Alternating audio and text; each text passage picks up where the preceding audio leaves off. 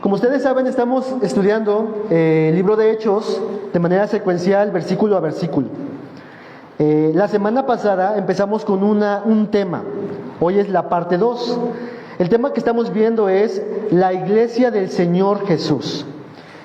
Y la semana pasada vimos algunas marcas distintivas de una iglesia verdadera, una iglesia saludable, una iglesia genuina. Si alguna vez tú y yo nos ponemos a preguntar ¿cómo es una iglesia? Hechos capítulo 2 es un muy buen lugar donde tú y yo podemos mirar qué es ser iglesia, qué es hacer iglesia. La semana pasada veíamos dos marcas.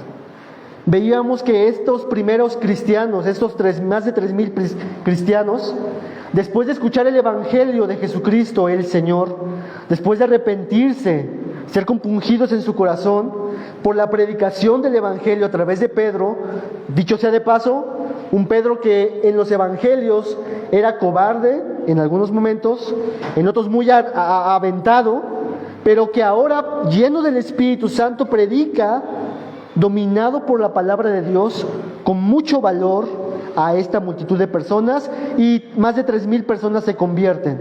Y veíamos que estas 3,000 personas perseveraban en la doctrina de los apóstoles y en la comunión unos con otros. ¿Cómo vamos con eso, amada iglesia? ¿Estamos trabajando en esto? Bueno, la semana pasada les animaba a que pudiéramos mirar cómo poder nosotros perseverar en la doctrina y en la comunión unos con otros. Así que el día de hoy vamos a avanzar con otros aspectos más para terminar hoy, el día de hoy, Hechos capítulo 2. Acompáñame a tu Biblia a Hechos 2, 42. Hechos capítulo 2, versículo 42.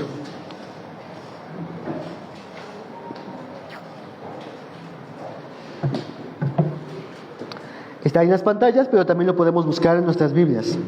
Y ahí vamos a detenernos, ahí vamos a estar viendo algunos pasajes. ¿Lo tenemos, iglesia?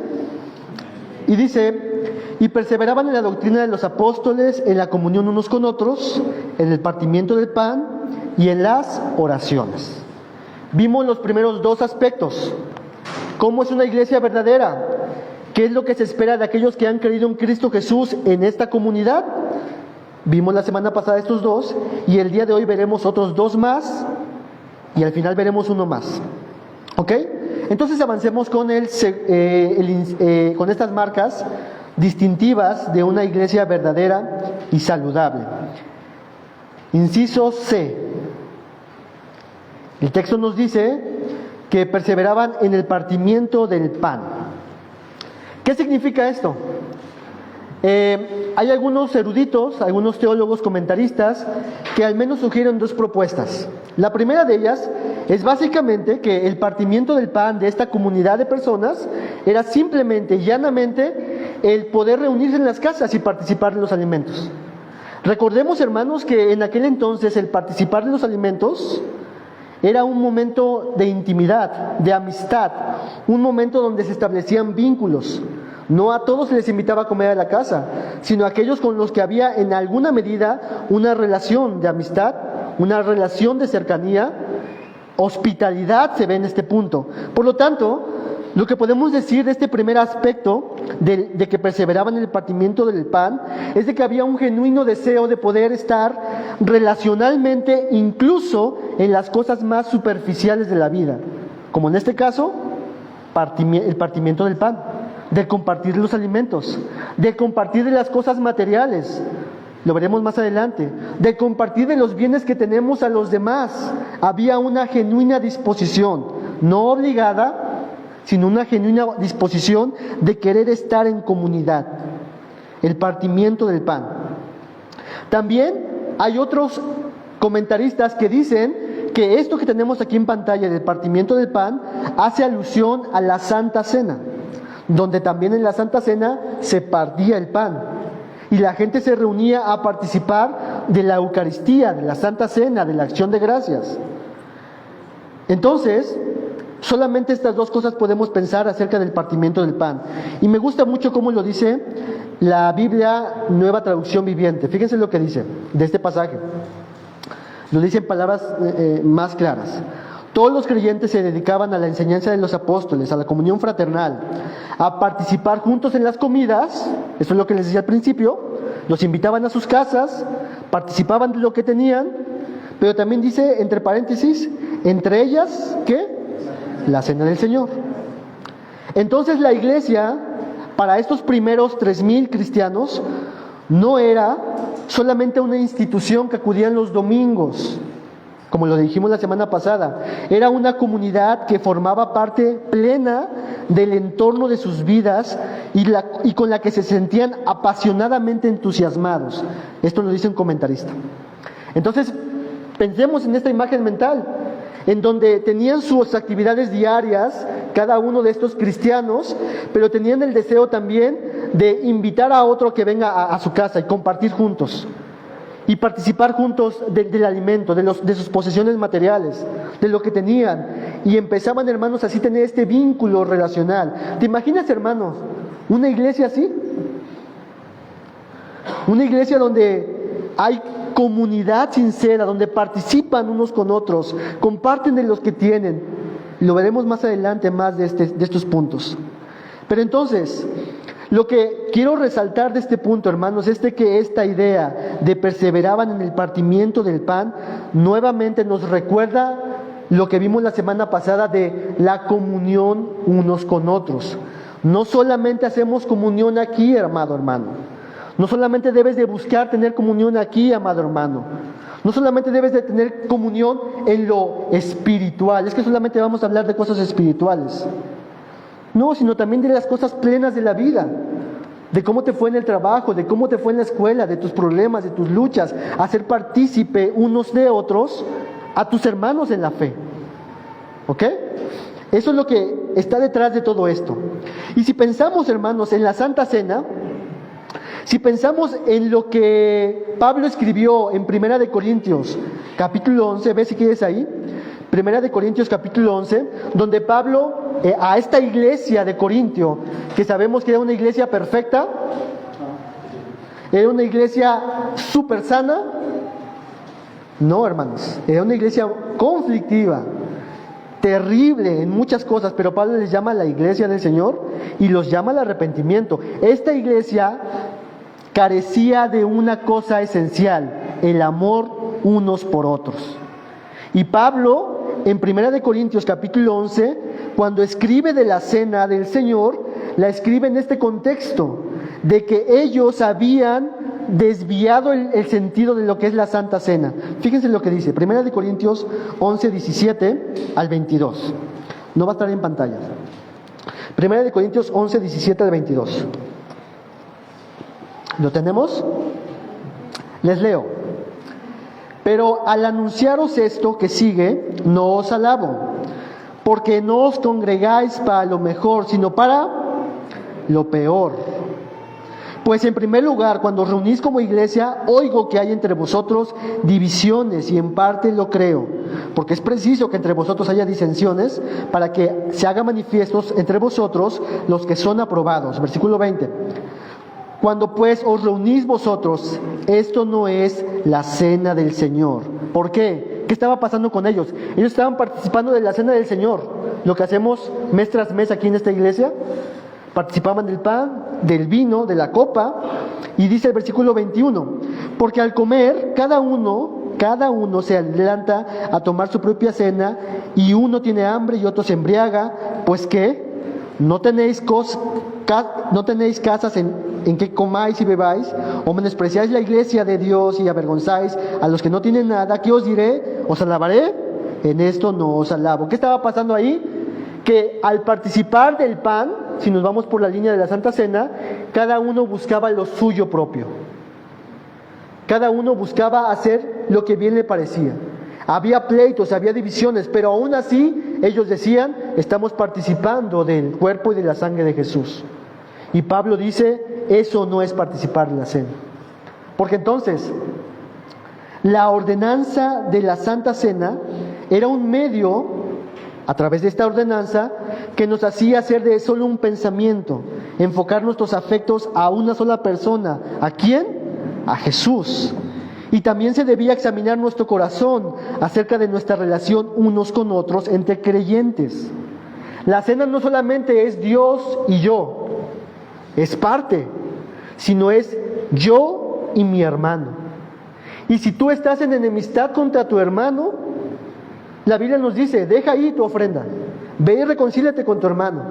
Porque la cena del Señor no se trata de que comas pan y bebas la copa solamente, sino que recuerdes a Jesús y Jesús salvando a tu hermano o a tu hermana. Así que tenemos que poner el asunto bien. Por lo tanto, lo que hemos dicho con este inciso C, de que perseveraban en el partimiento del pan, es nuevamente esta idea de la comunión fraternal, amorosa, humilde unos con otros. Muy bien, avancemos a nuestro último punto del versículo 42, inciso D, para los que van anotando. La última parte del versículo 42 enfatiza, perseveraban ¿en qué? En las oraciones.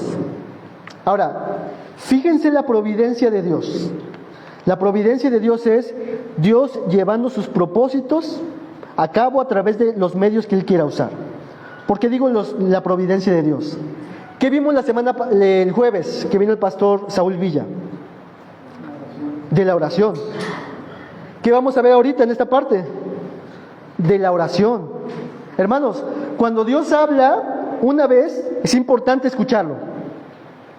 Cuando Dios habla dos veces, hay que poner mucha atención. Amada iglesia, Dios quiere hablar a esta iglesia en particular de lo importante de la oración. Miramos entonces. Las oraciones formaban parte esencial de la vida en comunidad. Más adelante veremos en los Hechos de los Apóstoles momentos donde la iglesia en comunidad eleva oración a Dios. Es por eso, hermanos, que por medio de las oraciones abrazamos a los que están lejos.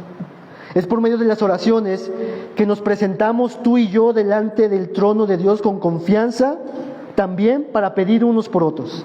Es por medio de las oraciones que un corazón duro, enemistado contra tu hermano, contra tu hermana, es doblegado e impulsado cada día más y más a amar a los demás. ¿Alguna vez algún amado hermano mío me dio un consejo acerca de una situación que estaba pasando en mi corazón de enemistad, de pleito? Y le dije, es que no sé qué hacer con esta persona, mejor hable con aquella persona. ¿Sabes cuál fue el consejo que me dio? Ora por él. Sí, voy a orar por él, para que Dios lo cambie. Necesita que él cambiar. Necesita él arrepentirse. Dios, dale arrepentimiento. No. Ora para que Dios lo bendiga. Ora para que Dios lo sane. Ora para que tú puedas servirlo y amarlo a él. La oración, hermano, nos desnuda el alma. No puede ir un corazón enemistado ante Dios a pedir algo de Dios cuando tú estás enemistado contra tu hermano o contra tu hermana.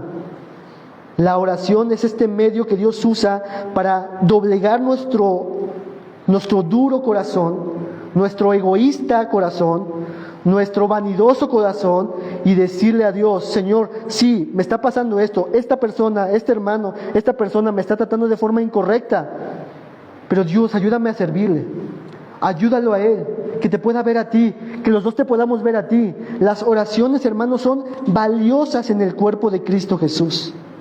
La oración, de hecho, es vital, es de vida en este organismo vivo que llamamos iglesia. Lo primero, una de las cosas primeras que hizo la iglesia fue ¿qué? Perseverar ¿en qué? En las oraciones. Pero muchas veces, hermanos, creo que la oración es algo que sabemos que es importante, sabemos que está en la Biblia, sabemos pasajes de la Biblia, pero está relegada, olvidada y no valorada. Sabemos, hermanos, que tenemos que tener una vida de oración, pero no tenemos una vida de oración. Yo sé que todos los que estamos aquí oramos, pero también sé que todos los que estamos aquí decimos, creo que me falta más todavía orar a Dios. Se trata de una vida de oración. Porque hermanos, es bien fácil, la verdad que es más fácil estudiar teología. ¿Cuántos estudian teología aquí? Van al seminario. ¿Cuántas horas pasan en el seminario? 4 horas, 5 horas, no sé. Es más fácil estudiar, yo como una persona que también comparte, estar metido en la Biblia, estudiando 1, 2, 3 horas. Es más fácil incluso tener comunión unos con otros. De hermano, ven, te invito a mi casa y pasamos 3 horas, 4 horas. Pero ¿cuántas horas? Tú oras con Dios.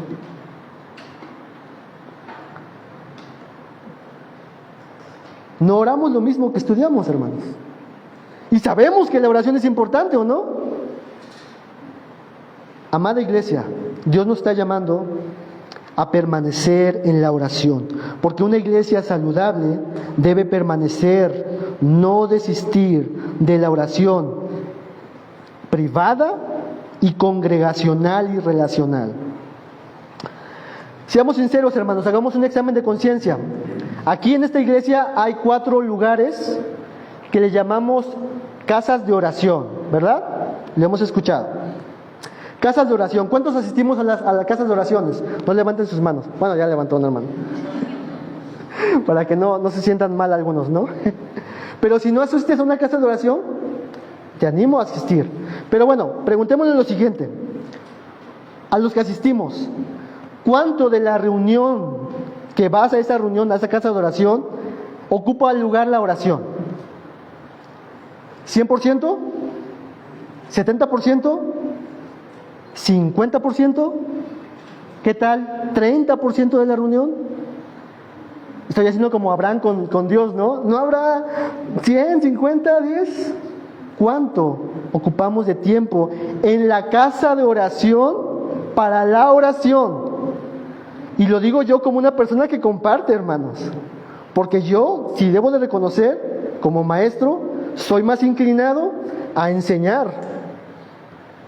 Pero lo que también tenemos que hacer, hermanos, también con mucha intensidad, es orar de manera congregacional. Jesús en algún momento cuando llegó con estos cambistas, ¿se acuerdan? En Juan capítulo, creo que 2 o 3 por ahí.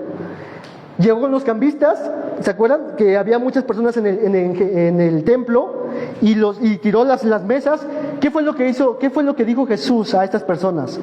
Mi casa será llamada casa de teología. ¿Es importante la teología? Seguramente que sí. Yo amo la teología. Mi casa será una casa de milagros. ¿Es importante los milagros? Sí, tiene su lugar. Mi casa será llamada casa de oración. Si algo debe identificar la casa, el lugar del templo, de la reunión de los santos, es la oración.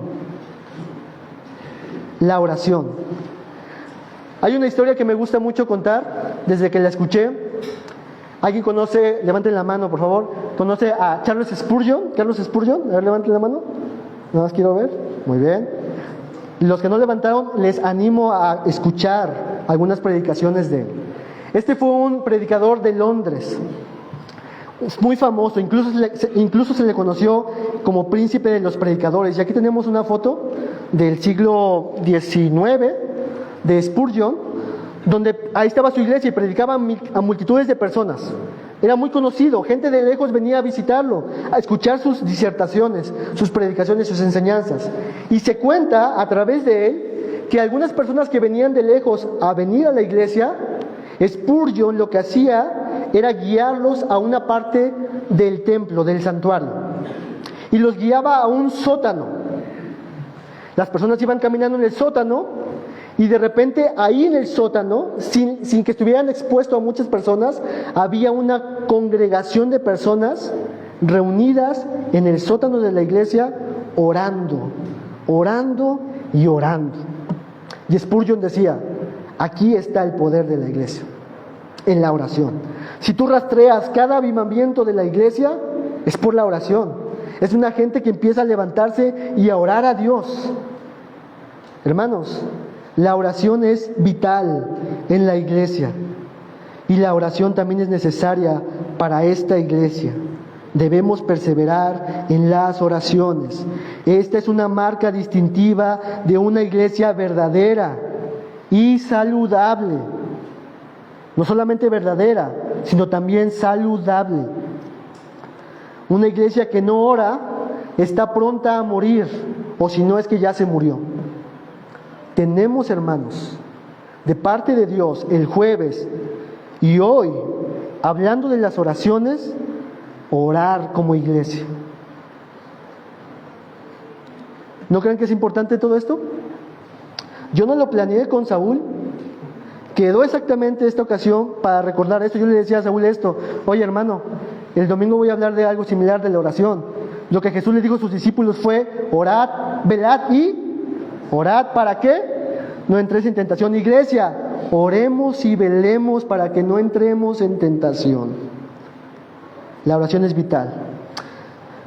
Entonces pongamos esto en práctica, hermanos. Decídete el día de hoy a establecer horarios donde tú ores con Dios, donde tú apartes un tiempo con Dios y digas: Dios, voy a orar. No te estoy diciendo que ores tú 1 hora, porque a veces es difícil. Empieza por poquito, un horario, a las 10 de la mañana, a las 7 de la mañana, a las 8 de la mañana, voy a orar 10 minutos constantemente, y después le voy a incrementar más, y más, y más, y más, y más, y voy a animar a los demás hermanos a que oremos en la iglesia, en las reuniones de las casas de oraciones, y estimulémonos unos por otros. Si tú no asistes a una casa de oración, asiste a una casa de oración.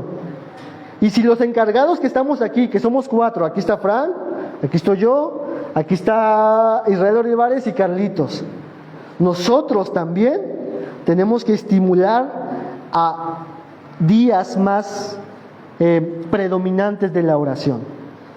En la iglesia tenemos mucha enseñanza, hermanos, pero poca oración. Fíjense, eso no es un problema, es un problema que Dios nos está diciendo: muchachos, amada iglesia, consideren eso. ¿Qué pasaría, hermanos, si solamente nos reuniéramos a orar aquí? ¿Qué pasaría? ¿Algo cambiaría? Yo estoy seguro que sí, hermanos. Algo cambiaría, algo sucedería. Porque Dios llama a todos sus hijos a orar con Él. ¿Qué es lo que hacía Jesús constantemente? Oraba. Y Él, siendo el Hijo de Dios, y pasaba largos momentos orando a Dios. Tenemos, amada iglesia, que perseverar en la oración. Entonces, lo que hemos visto hasta este momento, el versículo 42, y aquí estamos detenidos un poco. Leamos lo que dice nuevamente. Y perseveraban en la doctrina de los apóstoles, en la comunión unos con otros, en el partimiento del pan y en las oraciones. Lo que tenemos en este pasaje es una síntesis, un resumen de aspectos generales de cómo era la respuesta de estos primeros discípulos de Jesús. Perseveraban en la doctrina, en la comunión, en el partimiento y en las oraciones. Si pudiéramos poner 3 palabras claves, sería doctrina, comunión y oraciones. Doctrina, comunión y oraciones. En eso, amada iglesia, tenemos que perseverar. Como decía Winston Churchill. ¿Cómo decía? ¿No se acuerdan? No te rindas, no te rindas, no te rindas. Algo así creo que decía. Muy bien, entonces avancemos, hermanos, en los versículos que continúan. Versículo 43, vamos a leer todo este bloque, 43 al 47.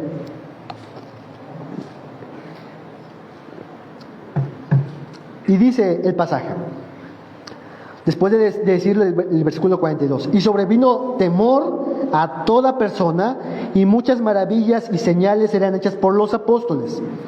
Todos los que habían creído estaban juntos y tenían en común todas las cosas, y vendían sus propiedades y sus bienes, y los repartían a todos según la necesidad de cada uno. Y perseverando unánimes cada día en el templo, y partiendo el pan en las casas, comían juntos con alegría y sencillez de corazón, alabando a Dios y teniendo en favor con todo el pueblo. Lo último lo decimos juntos. Y el Señor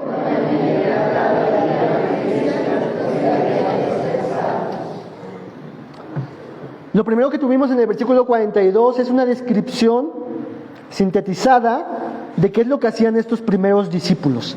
Lo que tenemos en este bloque de textos que hemos leído es una aplicación de ciertos aspectos de cómo se veía eso que vimos en el versículo 42. Cómo se veía esta disposición de ellos.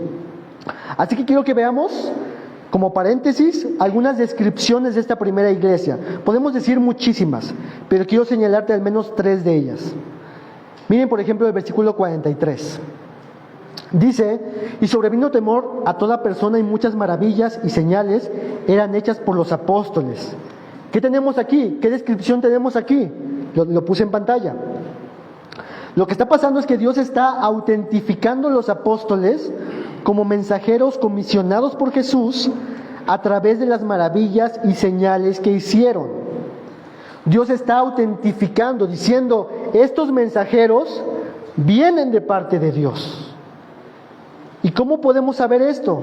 A través no solamente de su mensaje, sino a través de las maravillas y señales que se hicieron.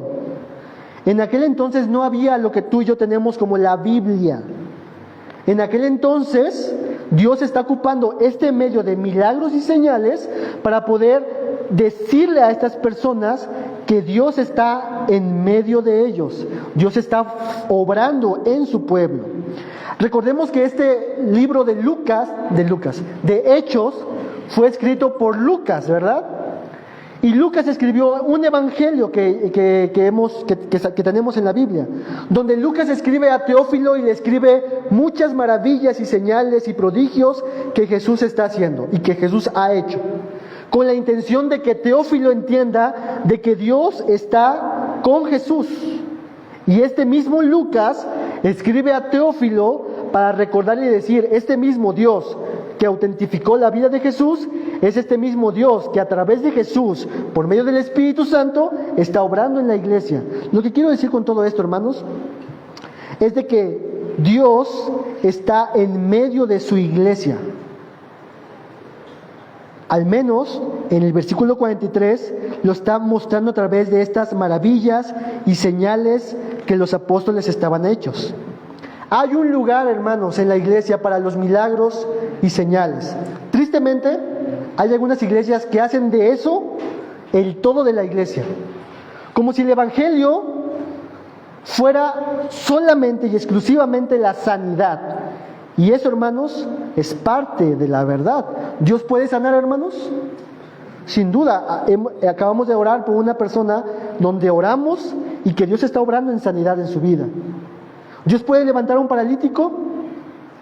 Sí. ¿Dios puede sanar a una persona de cáncer? Sin duda. Y oramos para que Dios haga eso. ¿Dios puede quitar tumores malignos, hermanos? También. Y Dios puede hacer cualquier cosa conforme a sus propósitos. Dios lo puede hacer.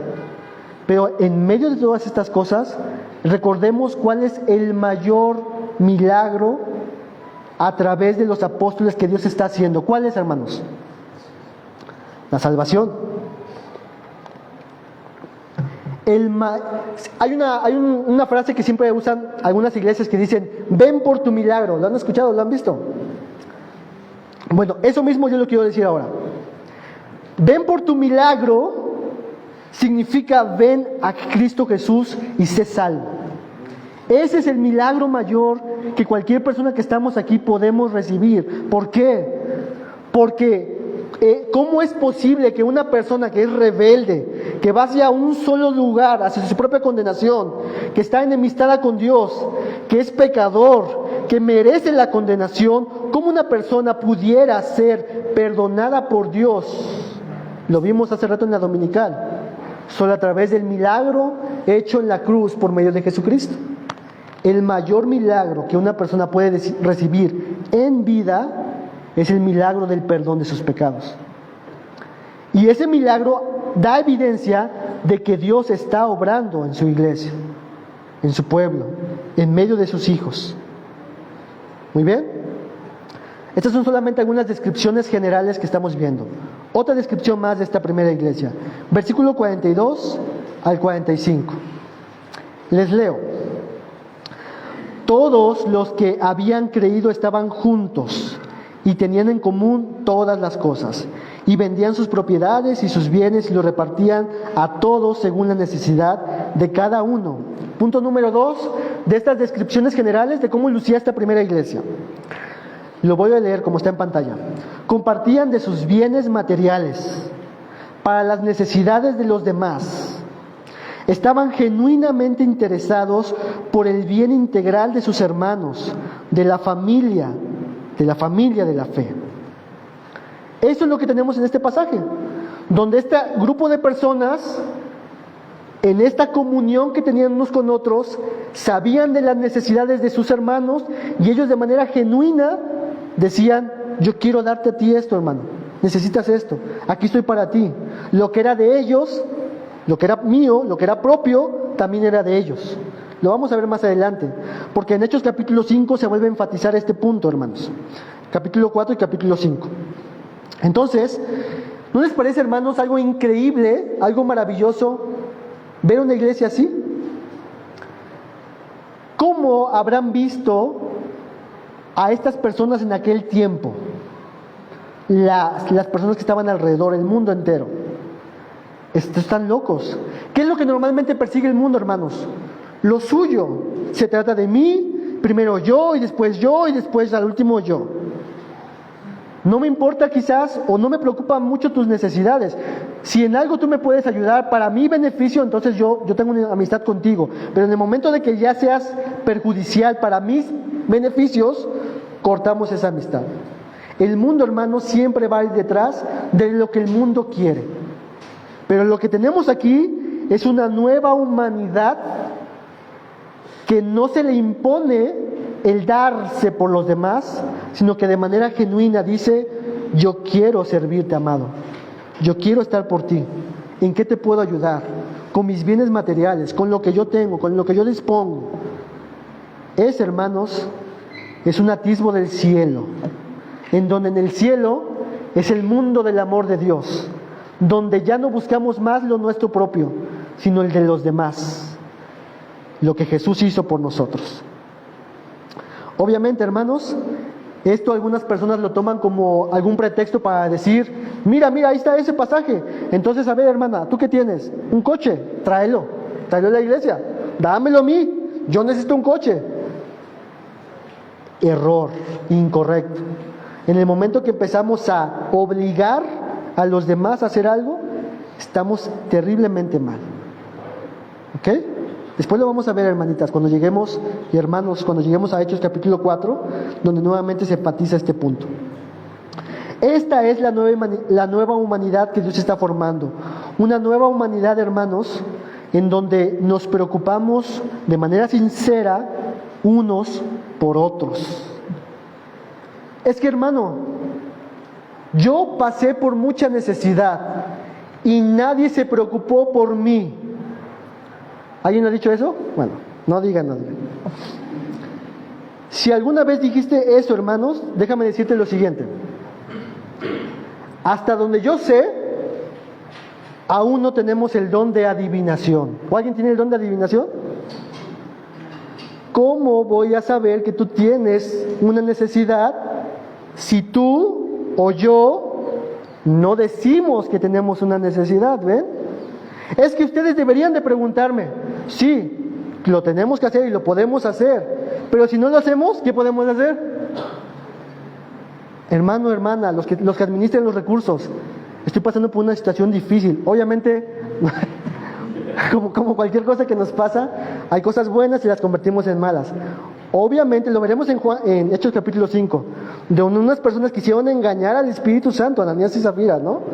Entonces, obviamente, si tú realmente tienes una necesidad, acércate a los hermanos y di: la verdad, hermanos, es que me quedé sin trabajo, no tengo dinero, no tengo recursos para alimentar a mi familia. ¿Será que me pueden apoyar en algo? Y con gusto, hermanos, como no tenemos el don de la adivinación, podemos decir: sí, mi hermano, qué bueno que nos dices. Mira, tenemos ahí un recurso, tenemos especie y todas esas cosas que te pudiéramos dar. Entonces, si alguien dice: es que no ven por mí, ok, tenemos un problema ahí también como iglesia, pero también tú acércate, tú di: tengo necesidad. Como hombres, hermanos, hombres, les hablo a ustedes, hombres. Nosotros somos los que siempre decimos: no, yo me las arreglo, yo veo cómo le hago, yo no necesito de nadie. Hombres, si tú necesitas, acércate. Ya se verá si podemos o no ayudarte, pero ya tú expusiste tu necesidad y veremos de qué forma. ¿Ok? Entonces, el don de adivinación aún no está en la Biblia ni siquiera, ¿no? Hechos capítulo 2, versículo 46, más descripciones de esta primera iglesia. Y dice el pasaje: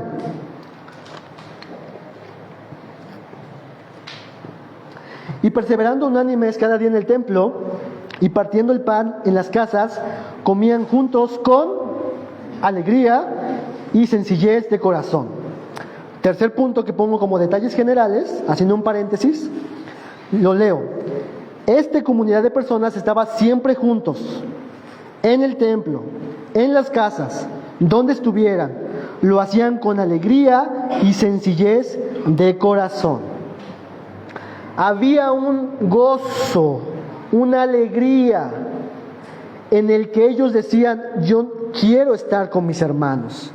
Mirad cuán bueno y cuán agradable es estar los hermanos igualmente en armonía juntos, ¿no? Había alegría en sus corazones. Había alegría en el corazón de ellos de poder estar en compañía con los suyos, de poder compartir de los suyos. Había alegría de simplemente estar juntos, hermanos. Es lo que el pasaje nos dice. Hermano, hermana, examínate. Es tu alegría, es mi alegría el poder ver a los hermanos, estar con los hermanos, convivir con los hermanos, compartir los hermanos, servir a los hermanos. ¿Realmente hay alegría y gozo en ti? Sí, hermano Isra.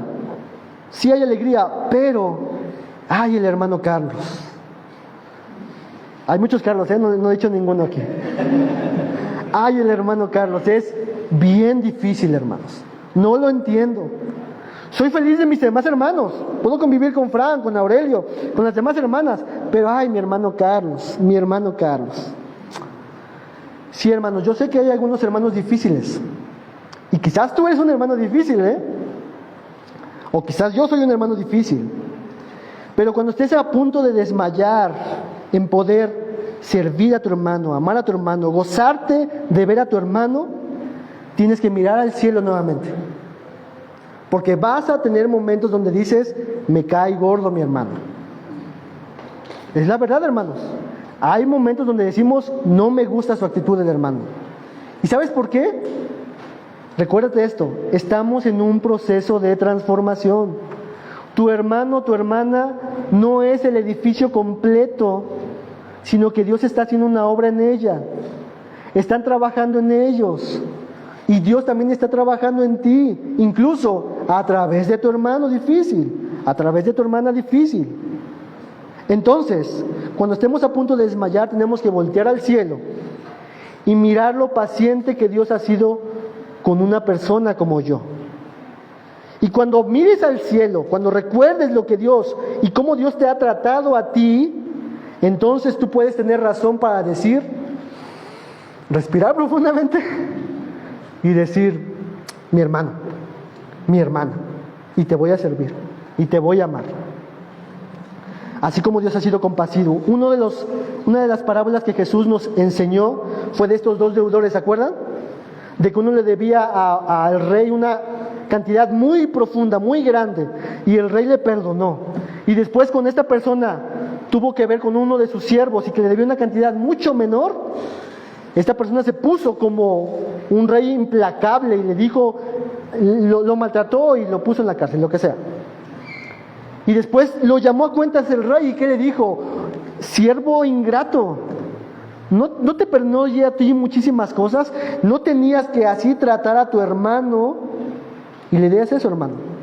Si entendemos y recordamos, porque se nos olvida, recordamos lo que Dios ha hecho conmigo, entonces yo puedo tener razones mucho de peso para poder seguir amando y sirviendo a mi hermana o a mi hermano difíciles. Pero noten, hermanos, también en este pasaje, en el versículo 46, que decían: comían juntos con alegría y sencillez de corazón. También debo decir que si aquí hay alguna persona que toda la vida, todo su cristianismo, ve solamente cosas malas en ella, hay un problema. porque aquí el texto dice que se reunían con gozo. Es que no hacen esto, es que no hacen lo otro, es que no hacen lo otro, es que no hacen lo otro. Y es como aquella persona que siempre, de todas las cosas, lo único que ve es malo, malo, malo, están mal, están mal, están mal, están mal. Que no sea una constante en nuestras vidas ver las cosas malas que están pasando. Obviamente tenemos que hablarlas y tenemos que decirlas, pero si solamente en ti hay un espíritu hipercrítico, hay un problema en ti. Quizás has desviado tus ojos de Jesús y la has puesto únicamente y exclusivamente en tus hermanos que están en un proceso de transformación, en la iglesia que están en un proceso de santificación y purificación. El problema de los cristianos que se desaniman y se desalientan es que dejan de ver a Jesús, hermanos, y voltean a ver todas las pecas y todas las cosas que tiene mi hermano y dice, mira, ahí tiene otra, y ahí tiene otra, y ahí tiene otra, y ahí tiene otra, y tiene otra. Tarde o temprano te vas a desesperar, tarde o temprano te vas a desilusionar, tarde o temprano tú te vas a frustrar. ¿Por qué? Porque estás pensando que tu hermano que está ahí es Jesús encarnado. Y no es así. Está en transformación. ¿Ok, amada iglesia? No estoy enojado, ¿O estoy enojado? No va, no estoy enojado. Bien, amados. Hagamos un pequeño resumen de lo que tenemos aquí. Dice el texto: y sobrevino temor de toda persona, y muchas maravillas y señales eran hechas por los apóstoles. Todos los que habían creído estaban juntos y tenían en común todas las cosas, y vendían sus propiedades y sus bienes y los repartían a todos según la necesidad de cada uno, y perseverando unánimes cada día en el templo y partiendo el pan en las casas, comían juntos con alegría y sencillez de corazón. Esto es lo que hacían estas 3,000 personas. Ya los podemos imaginar y ver cómo hacían todas estas cuestiones. Ahora, todo esto surgió, hermanos, de un entendimiento de que Jesús es el Señor. ¿Se acuerdan? Jesús es el Señor. La teología es importantísima, una correcta teología. Ahora, yo quiero ponerles a manera de meme lo siguiente. A ver si lo han visto ustedes. Hablando de la teología, hermanos, porque aquí vemos muchos teólogos, ¿no? Muchos seminaristas. Jesús es el Señor, sí. Y está ahí Winnie Pooh, ¿no? Sí, ya sé, Jesús es el Señor. Oh, se dice esa palabra. Esta palabra viene del griego kurios. Y la palabra Jesús significa Salvador. Es decir, Jesús es el Señor de toda salvación. Y ahí está sentado Winnie Pooh, ¿no? Ok. Segundo nivel. Claro. Y este Señor se despojó de su gloria. Y también te sé decir de los 3 estados de humillación del Cristo.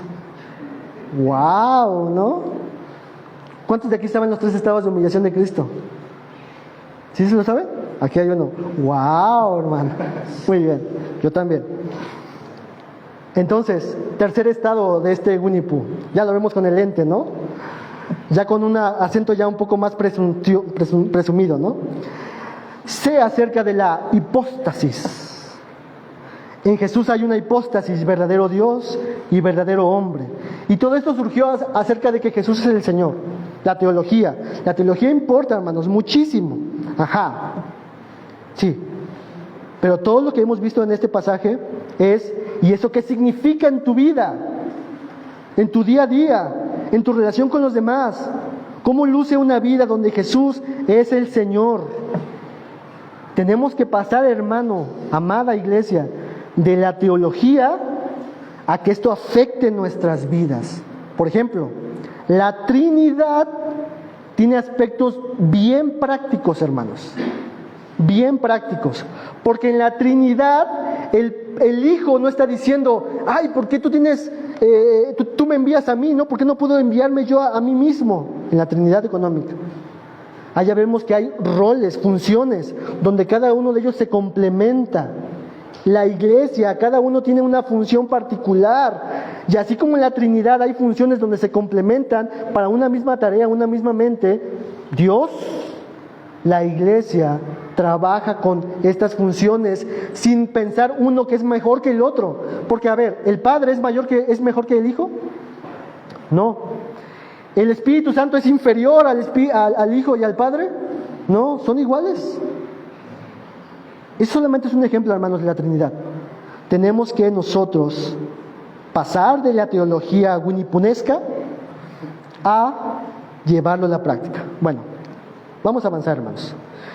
Lo último que quiero decir, hermanos, es otra marca, esto es como un paréntesis, otra marca distintiva de una iglesia verdadera y saludable. Versículo 47. Acompáñenme sus Biblias. Hechos 2, 47.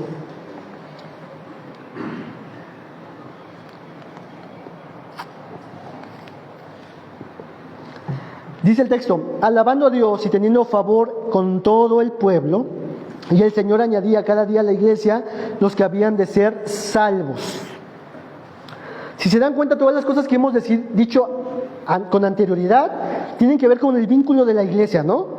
Perseverar unos con otros, en la comunión unos con otros, en las oraciones unos por los otros. Pero también quiero enfatizar, hermanos, que la iglesia persevera en manifestar su vida al mundo. Mi vida debe de ser expuesta al mundo, incluso como iglesia. Una verdadera iglesia saludable vive de tal forma vibrante en el mundo que expone su vida como siendo dominada por Jesús el Señor. El cristiano no es un cristiano, un creyente que dice: ojalá que en mi trabajo no se enteren que soy cristiano o que voy a una iglesia. Ojalá que mi vecino no sepa que yo leo la Biblia o que voy a una iglesia. No, el cristiano, estas 3,000 personas vivían su cristianismo y la iglesia exponiendo su vida al mundo entero, alabando a Dios, yendo al templo, participando de las casas, dando testimonio de Jesús, el Señor. Estas personas, poco a poco, conforme lo vemos en el pasaje, los que los veían tenían una opinión favorable de ellos. Incluso tenían cierto temor, un temor reverente. Entonces, hermanos, cuando esta iglesia empezó a hacer todo esto y se exponían a todo esto, Dios estaba obrando en salvar a estas personas. Pensemos en lo siguiente: el mundo sin Dios, sin Jesús, está destinado ¿a qué? A la perdición. El mundo sin Dios, sin Jesús, sin someterse a Él, está destinado a su propia condenación. El mundo, amada iglesia, está en tiniebla. Tus compañeros de trabajo, tus vecinos, tus familiares, tus primos, tus hijos que están sin Dios, sin Cristo Jesús, están caminando voluntariamente y gustosamente a su propia condenación. ¿Y qué es la iglesia, amado? ¿Qué hace la iglesia? Miren lo que dice Jesús en Juan capítulo 8, 12. Jesús dijo: yo soy la luz del mundo. Este es Jesús. El que me sigue no andará en tinieblas, sino me tendrá la luz de la vida. Y en Mateo 5, 14 al 16 dice: y ustedes, vosotros, sois la luz del mundo. Una ciudad asentada sobre un monte no puede esconderse, ni se enciende una luz y se pone debajo del almud, sino que sobre el candelero y alumbra a todos los que están en la casa. Así alumbre vuestra luz delante de ¿quiénes?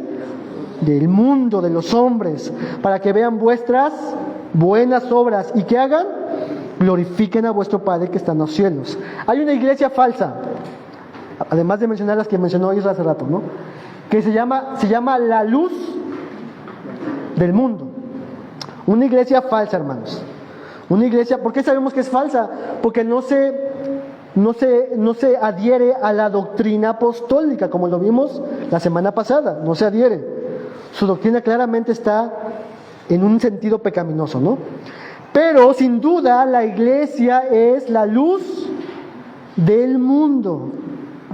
Sin duda nosotros, cada redimido, cada hijo de Dios, es la luz del mundo. Y piensa, por ejemplo, un momento en cómo es que llegó el destello del Evangelio de Cristo a tu vida. Piensa, ¿qué es lo que te orilló y te llevó a conocer a Jesucristo? Quizás algunos de los que estamos aquí fue un loco, vino y me dijo: oye, Jesús te ama. Un loco vino y me empezó a predicar acerca de Jesús. O me dijo: oye, mira, estoy leyendo la Biblia, ¿te gustaría leerla conmigo? O una persona que tú sabes vivía de tal forma que tú decías, esta persona vive de una forma diferente. Oye, ¿a dónde vas? ¿Qué haces? ¿Por qué, hermanos? Porque muchos de los que estamos aquí, quizás tu mamá o tu papá estaban insistentemente guiándote y ayudándote a que vieras a Jesucristo. Porque la iglesia es la luz del mundo. Lo que necesita el mundo eres tú, amado. Es la iglesia. Somos nosotros. Y esto no lo digo obviamente sin ningún sentido de presunción, sino lo decimos porque si Dios tuvo misericordia de mí y me ha iluminado con su palabra, lo único que llevo de ser yo es como un espejo, que Cristo ilumine a través de mí y lleve su luz a otros. Eso es la iglesia.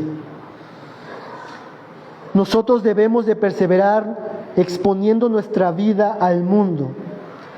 En la Biblia hay ejemplos, lo vamos a ver en Hechos, de personas que expusieron su vida al mundo. Uno de ellos, Hechos capítulo 7, ¿de quién habla? Esteban, un joven cristiano, posiblemente joven cristiano, un candidato quizás para ser un futuro ministro de Dios, muy atinado, quizás muy elocuente, no lo sabemos, pero quizás tenía un futuro prometedor. Pero esta persona no vivía de forma privada su cristianismo, sino que en el momento oportuno indicado, él dio testimonio de Jesucristo a un grupo de personas. Oh, Jesús es el Señor. ¿Y qué pasó con Esteban? Murió. Dios tiene un propósito para tu vida. ¿Y cuál fue el propósito para Esteban? Morir. Dar su vida por Jesucristo. Pero hermanos, si vemos un poquito el libro de Hechos, veremos que posiblemente la muerte de Esteban fue una gota más que Dios usó para poder transformar la vida de otro hombre. ¿Quién fue después? Saulo de Tarso. La muerte de uno terminó en bendición de otro. La vida de uno manifestando su vida al mundo entero de que Jesús es el Señor, colaboró en algún sentido para que otro pudiera conocer de Jesucristo. No, hermanos, no sabremos realmente lo que Dios puede hacer con nosotros hasta que lo hagamos. Y quizás nunca lo vamos a entender aquí en la tierra. Quizás lo entenderemos en el cielo. Hace tiempo, yo le prediqué a esta persona y ahora está aquí conmigo en el cielo. Sí, tú fuiste una de esas pequeñas gotas que Dios usó en el cáliz de salvación de esta persona, en la cual en el momento Dios derramó eso y salvó a estas personas. Esta iglesia, hermanos, esta verdadera iglesia, esta comunidad de personas que perseveraban en exponer su vida al mundo, que estaban sin Dios, este mundo que estaba sin Dios, dio testimonio de este gran Salvador que es Jesús el Señor. Entonces, hermanos, este es una verdadera iglesia, no solamente una iglesia que está aquí encerrada, sino una iglesia que vive hacia afuera. Aquí solamente estamos siendo capacitados, adiestrados, estamos siendo consolados, animados para salir al campo misionero, que es tus hijos, tu familia, tu trabajo, tu escuela, tus negocios, todo es un campo misionero donde tú puedes ser una gota más de salvación a otro. Y el mundo, obviamente, esto no será algo cómodo, hermanos. Miren lo que dijo Jesús acerca del camino de los creyentes. Mateo 16, 21. Voy a leer algunos pasajes de ahí. Dice Jesús acerca de los creyentes. Desde entonces comenzó Jesús a declarar a sus discípulos que le era necesario ir a Jerusalén y padecer mucho de los ancianos y de los principales sacerdotes y de los escribas y ser muerto y resucitar al tercer día. Yo debo de hacer la voluntad, dice Jesús, de mi Padre. La vida del creyente es hacer la voluntad del Padre. Versículo 22 al 23. Entonces Pedro, tomándole aparte, comenzó a reconvenirle, diciéndole: Señor, ten compasión de ti, en ninguna manera esto te acontezca. Pero él, volviéndose, dijo a Pedro: Quítate delante de mí, Satanás. Me eres tropiezo, porque no pones la mira en las cosas de Dios, sino en la de los hombres. Pedro quería guardar la vida de Jesús. Versículo 24 y 25, y este es el texto que quiero que veas. ¿Cómo es la vida del cristiano, del creyente? Entonces Jesús le dijo a sus discípulos: si alguno quiere venir en pos de mí, ¿qué debe de hacer? Negarse a uno mismo y tome su cruz y sígame, porque todo el que quiere salvar su vida la perderá, y todo aquel que pierde su vida por causa de mí la hallará. ¿Cómo es la vida del creyente, del discípulo de Jesús? Como una persona que va camino a la muerte, como una persona que las demás personas van diciendo: mira ese loco que va ahí, va a su propia muerte. Sí, negándose a sí mismo. Es que es más fácil abrazar los placeres temporales de la vida. Dale rienda suelta a tu placer. Mira a ese que va ahí caminando con esa cruz. Así es la vida del cristiano, negándose a sí mismo. El yo debe de morir para que Él reine en mí. Entonces, lo que Jesús está diciéndonos es que la manera en cómo perseveramos nuestra vida en este mundo es siendo un testimonio vivo del camino hacia la cruz. Tú y yo seguimos las pisadas de Jesús, negándonos a nosotros mismos, buscando su gloria, testificando al mundo entero que el morir es Cristo y el vivir es ganancia. Perdón, al revés. Vivir es Cristo y el morir es ganancia. Que ya no vivo yo, sino Cristo vive en mí. Que con Cristo estoy juntamente crucificado. Y que las cosas que tenía antes por estima, ahora las tengo por pérdida, porque ahora he entendido el valor supremo de Cristo Jesús. Es urgente, amada iglesia, que prediquemos el Evangelio, que hables de Jesús, que des testimonio del amor de Dios, que tu vida refleje una vida de santidad. Es urgente que tu vida sea una que va hacia el Calvario. Terminamos con esta parte del versículo diciendo: alabando a Dios y teniendo favor con todo el pueblo, y el Señor añadía cada día a la iglesia los que habían de ser salvos. Cuando la iglesia se posiciona en el lugar correcto, Dios actúa en medio de la iglesia. ¿Cómo debemos de perseverar en manifestar nuestra vida al mundo? Tú tienes que conocer a Cristo, caminar con Cristo y comunicar a Cristo. Así perseveramos en esta vida al mundo entero. Lo que hemos visto, amada iglesia, son algunos aspectos, algunas marcas de una iglesia verdadera y saludable. Podemos decir muchísimas más, pero solamente quiero que tengamos 5 en mente. Inciso A: perseveraban en la doctrina de los apóstoles, en la comunión unos con otros, en el partimiento del pan, en las oraciones y en manifestar día a día su vida a un mundo que está perdido, predicando el Evangelio, viviendo en santidad, atrayendo a otros a Jesucristo. Entonces, amada iglesia, esto es lo que necesitamos nosotros considerar en nuestras vidas.